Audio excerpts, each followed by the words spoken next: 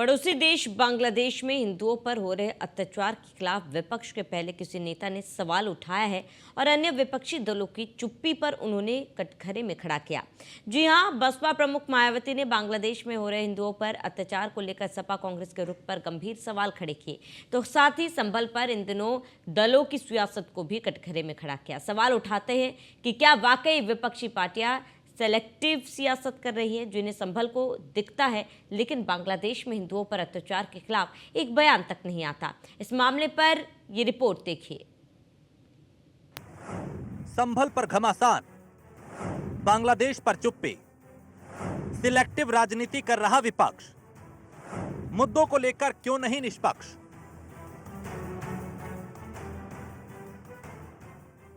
पड़ोसी देश बांग्लादेश में हिंदुओं पर अत्याचार को लेकर अब तक विपक्ष की जुबान बंद है। बीजेपी लगातार इस मुद्दे को उठा रही है और बांग्लादेश में हो रहे अत्याचार पर सवाल खड़े कर रही है, लेकिन पहली बार एक विपक्षी दल ने बांग्लादेश को लेकर बाकी विपक्षियों की चुप्पी पर सवाल उठाए। ये सवाल उठाया बीएसपी सुप्रीमो मायावती ने, जिन्होंने बांग्लादेश के बहाने सपा और कांग्रेस की सियासत को एक्सपोज करने की कोशिश की है। मायावती के मुताबिक पड़ोसी देश बांग्लादेश में बड़ी संख्या में हिंदुओं पर अत्याचार हो रहे हैं। इनमें ज्यादातर लोग दलित और कमजोर वर्ग के हैं। कांग्रेस पार्टी इस मामले पर चुप है और यही कारण है कि वो संभल चिल्ला रही है।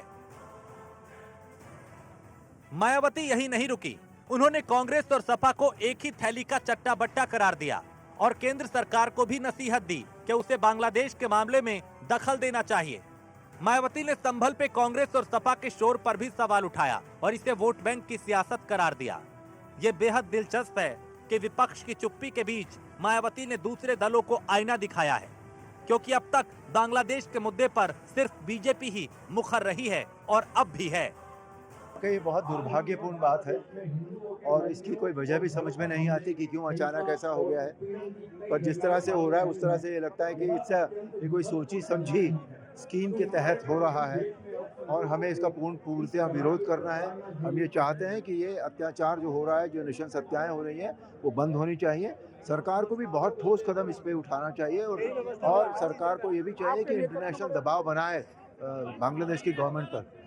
बांग्लादेश गवर्नमेंट जो भी ये कर रही है वो बिल्कुल होश में आकर नहीं कर रही है। ये होश का काम नहीं है कि सीधे साधे साधु संतों पर भी उनको गिरफ्तार किया जा रहा है, मंदिरों से उठा लिया जा रहा है, मंदिरों में आग लगाई जा रही है, भाई बहनों को मारा जा रहा है। ये अच्छा नहीं, ये बंद होना चाहिए। बांग्लादेश में जो हिंदुओं पर अत्याचार कर रहे हैं या जिस तरीके की घटनाएं हो रही हैं, हम बांग्लादेश की सरकार को चेतावनी देते हैं। जिस तरीके का ये अत्याचार हिंदुओं तो और सनातन पे हो रहा है वो सही नहीं है, वो बर्दाश्त नहीं किया जाएगा। हमारे जननायक प्रधानमंत्री यशस्वी और लोकप्रिय, जिन्होंने अंतर्राष्ट्रीय पटल पर जाकर भारत की एक साख बनाई है, उसको कतई बर्दाश्त नहीं किया जाएगा। इसी तरीके की घटनाएं, अनगढ़ बोलने का काम संभल की घटनाओं पर भी कुछ लोग कर रहे हैं। तौकीर रजा जैसे व्यक्तियों को मैं समझाना चाहता हूं, चेतावनी देना चाहता हूं, ऐसी भाषा का हिंदुत्व के लिए और धर्म और आस्था के मंदिरों के लिए ना बोले, क्योंकि हमारे भारतीय संविधान में अगर ऐसी भाषा का इस्तेमाल किया जाता है तो उसमें स्पष्ट लिखा है और स्पष्ट संविधान के अंदर लिखा है कि आजीवन कारावास के साथ साथ मृत्युदंड है। वो अपनी गर्दन बचाने का काम करें, शायद उनकी गर्दन न उड़ जाए।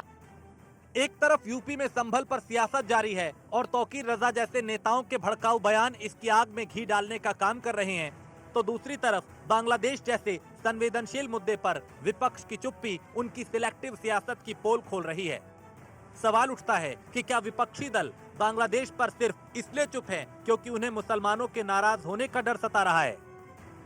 Bureau report, news 1 India.